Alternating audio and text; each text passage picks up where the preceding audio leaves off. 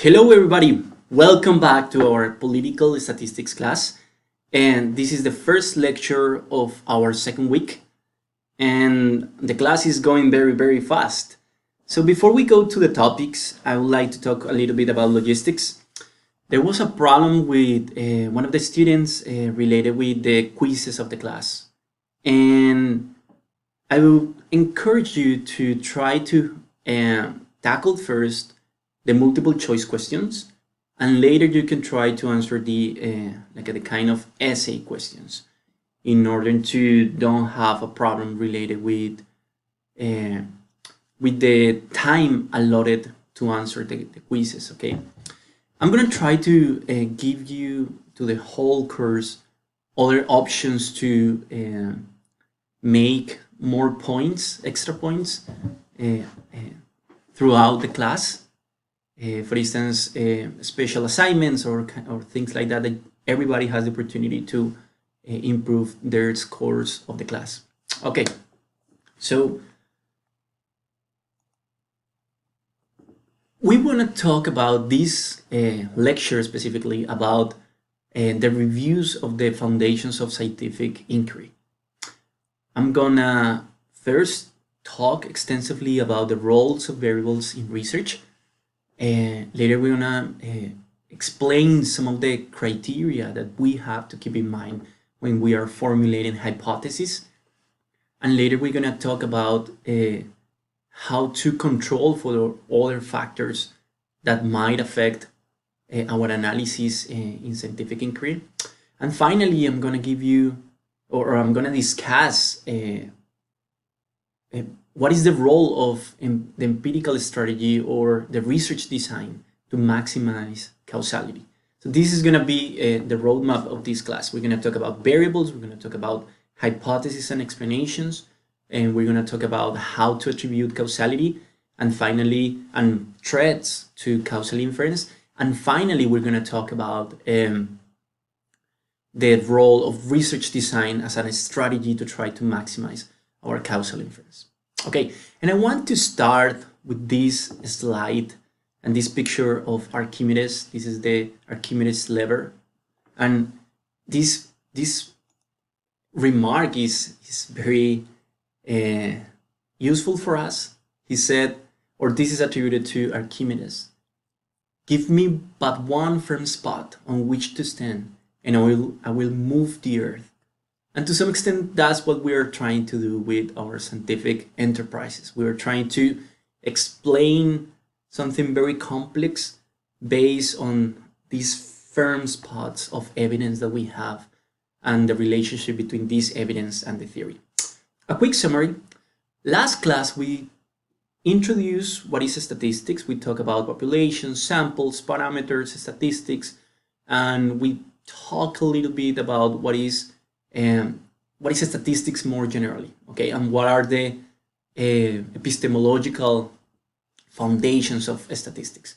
So we're gonna dive in today on the methodological dimension of statistics, and we're gonna talk about these foundations of research design, but totally related to the statistical analysis. Okay, so proposing an explanation or trying to explain the world force us to move from what questions to why questions.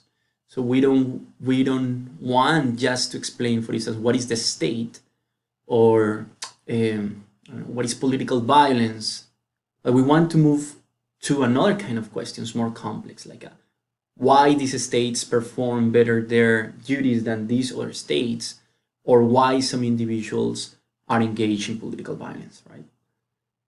In order to provide explanations to these complex phenomena, we use variables, because variables allow us to reduce complexity. We're gonna give X number to a complex phenomena. For instance, we're gonna call this political violence, and we're gonna explain political violence with these other complex kind of phenomena, such as, I don't know, political culture, of the role of institutions, or the role of norms against violence, and so on and so forth. By convention, we usually call our dependent variable as y. Our dependent or outcome variable, we attribute this letter y, especially in statistics. And basically our dependent variable is what we want to explain, the effect that is produced by the cause, right? This is the phenomenon of interest. And we use the letter x to talk about all the variables that we argue that explain y, right? These are the independent or explanatory variables, or the causal factors. Okay, so a good explanation has three components.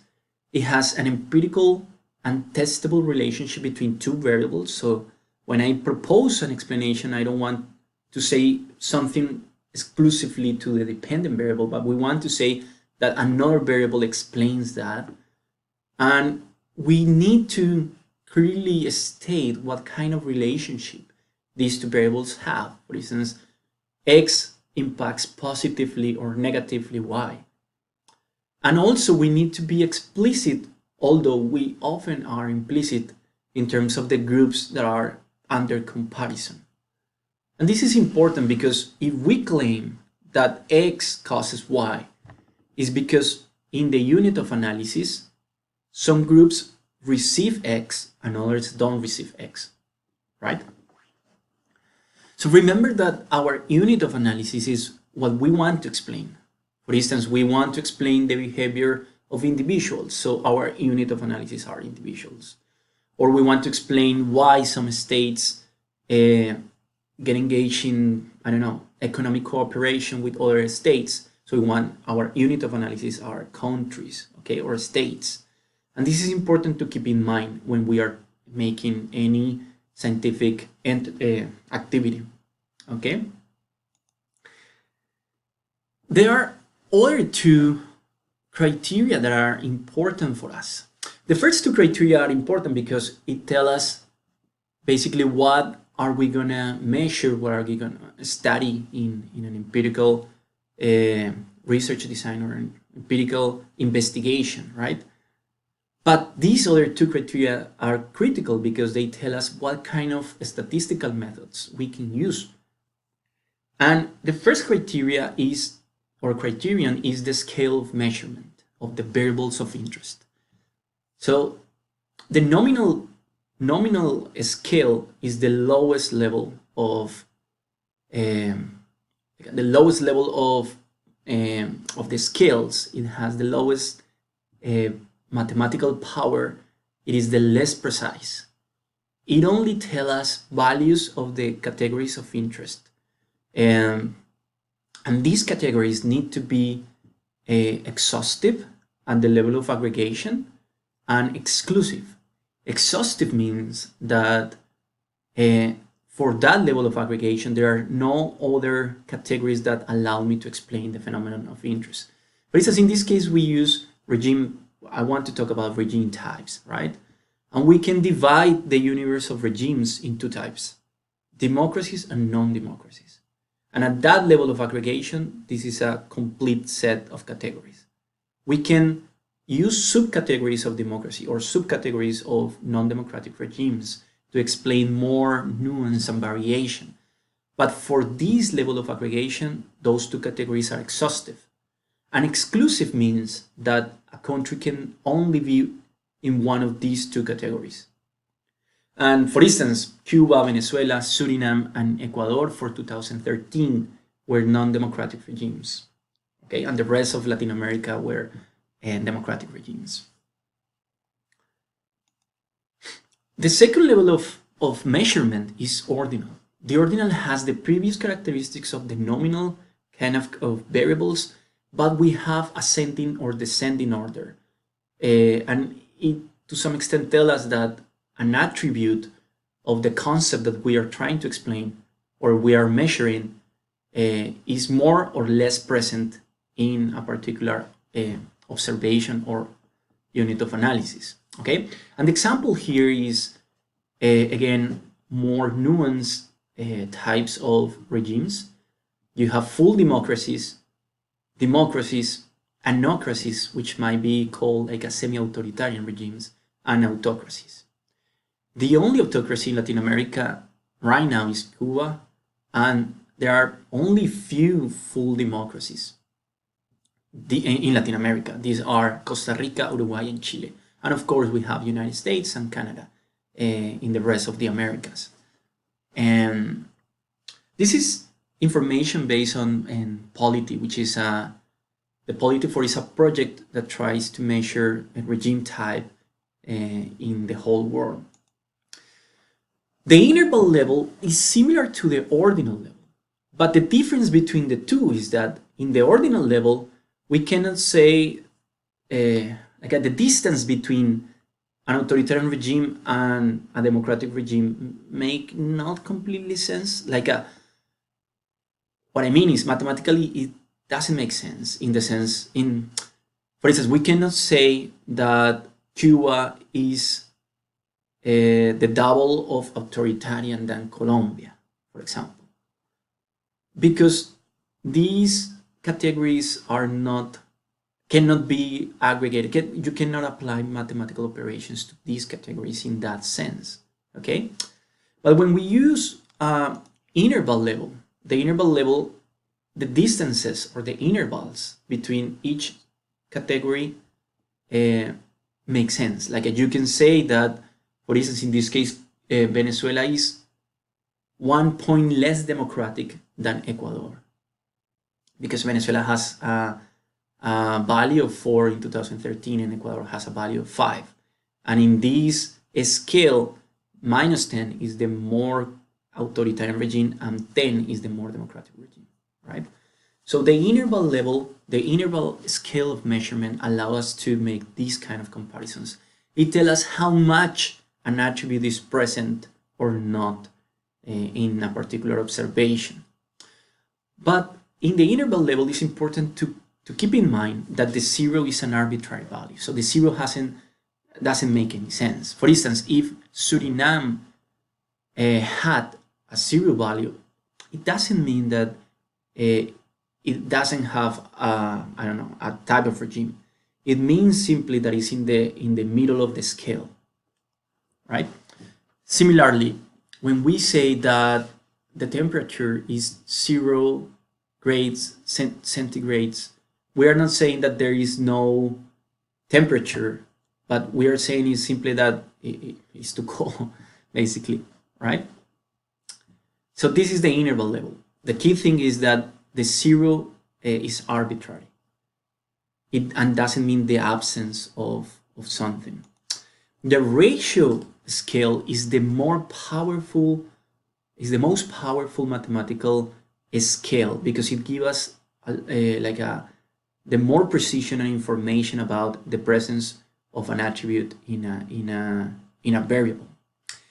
And a perfect example of ratio kind of variables in political science is a vote share. Basically what we have, or we can say that if a candidate obtains no votes, it's because he didn't get any vote.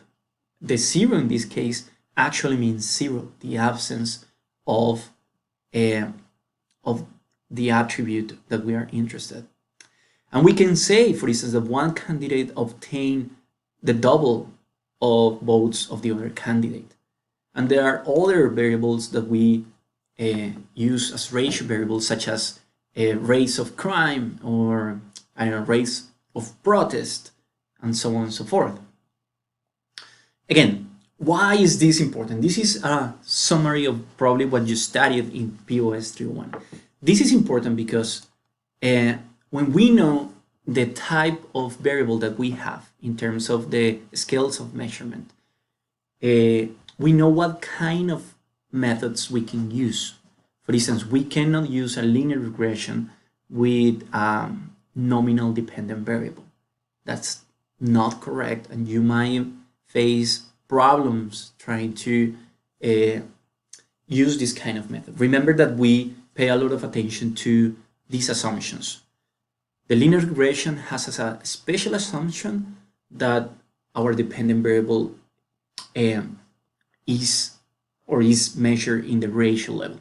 Okay, so that's critical.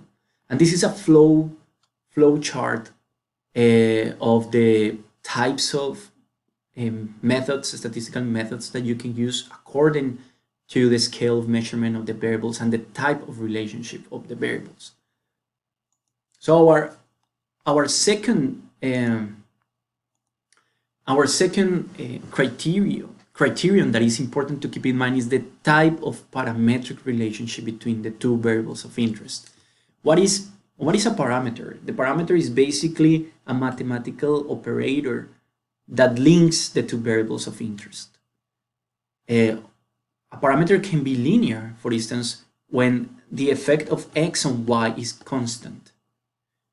Look at this example. We, in statistics especially, we use as a convention that x is in the horizontal axis and y is in the vertical axis. And in this case, the cost of 1 hour of whatever service increases the cost of that service in $5, right? And this effect is constant. A quadratic kind of relationship is not constant. It varies in a different way. And we're going to talk much more about this, but this is also important in terms of the kind of relationships and the kind of methods that we can use, the kind of statistical methods that we can use and the assumptions of these methods. Okay, so we know now what are the variables of interest, and we want to formulate a hypothesis. And a hypothesis is critical because it's how, to some extent, what we expect to happen in the variables of interest if our theory is correct, okay? So the hypotheses are that link between the theoretical models and the empirical models. And for that reason, they are a bridge and they are very important in scientific research. The hypothesis needs to be an empirical statement. So it needs to connect two variables, and it is not a normative statement. So we are not saying, for instance, that, I don't know, state repression is wrong. Of course it's wrong, but we cannot, this is a normative kind of discussion. It's not an empirical discussion. We can say, for instance, that democracies are less likely to incur in state repression than authoritarian regimes. And that's correct. That can be tested. Okay?